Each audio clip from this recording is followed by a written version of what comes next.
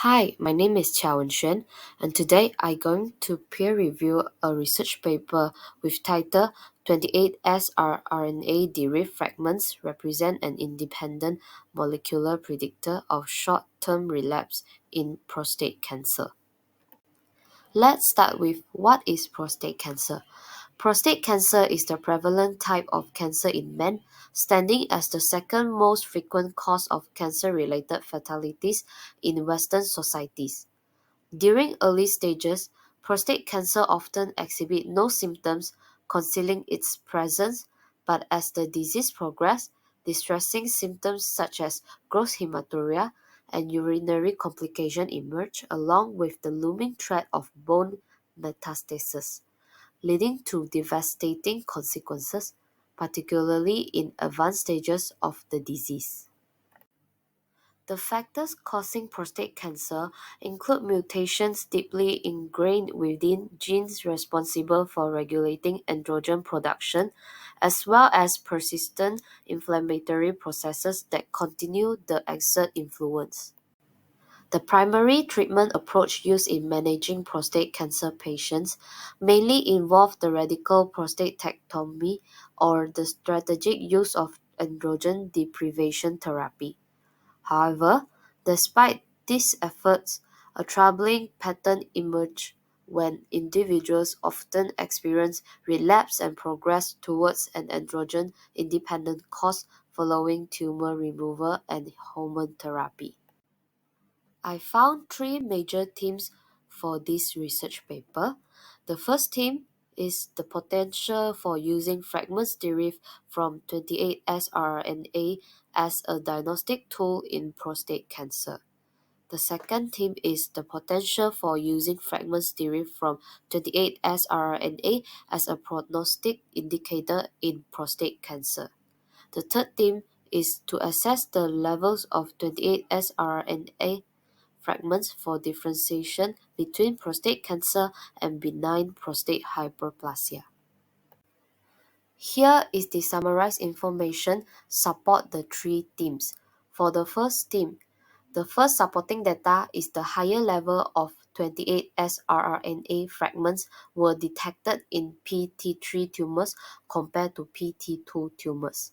The second supporting data is the elevated levels of 28 srRNA fragments were observed in tumors with a Gleason score of 8 or higher. The third supporting data is that no statistically significant correlation found between the levels of 28 srNA fragments and serum prostate-specific antigen or digital rectal examination results in prostate cancer patients. For this theme, insufficient data support, as there is no data showing the sensitivity of 28 srNA fragments as a potential diagnostic tool in prostate cancer. For the second theme, the first supporting data is the prostate cancer patient with increased levels of 28 srNA fragments experience notably shorter periods of disease-free survival. The second supporting data is prostate cancer patients who exhibit overexpression of 28 srNA fragments face a heightened risk of short-term relapse. I don't think this data sufficiently support the theme, as there is also no data showing the sensitivity of 28 srNA fragments as a potential prognostic factor in prostate cancer. For the third theme, the first supporting data is the expression of 28 srNA fragment. Expression was notably elevated in tissue specimens of benign prostate hyperplasia compared to those of prostate tumors. The second supporting data is the expression of 28 srNA fragments effectively differentiation between prostate cancer and benign prostate hyperplasia.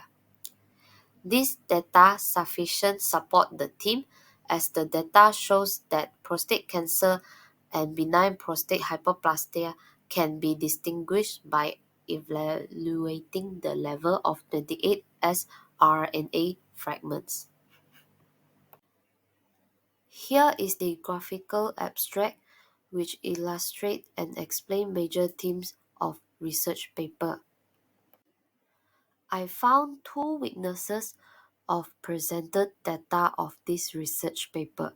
The first one is there is an outlier of the distribution shown in figure 1a which compares the levels of 28 sRNA fragments in prostate tumors and benign prostate hyperplasia. This outlier may affect the accuracy and credibility of the data. The second weakness is there is no additional page for the presented data, so that the data cannot be enlarged for further examination. To improve the presented data, author could give an explanation of the outliers, which would allow readers to understand the outliers presented. In addition to presenting the data in journal article, I recommend providing a link to an additional page for further analysis. This would allow readers to explore the data in more detail. This is what I identified from two databases to find the potential intellectual property for this research paper. The first one is from MyIPO.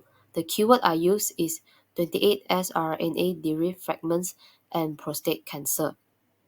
The first intellectual property documents the extended time to disease progression or survival in cancer patients with a HER dimerization inhibitor, but it's not mentioning 28 sRNA derived fragments.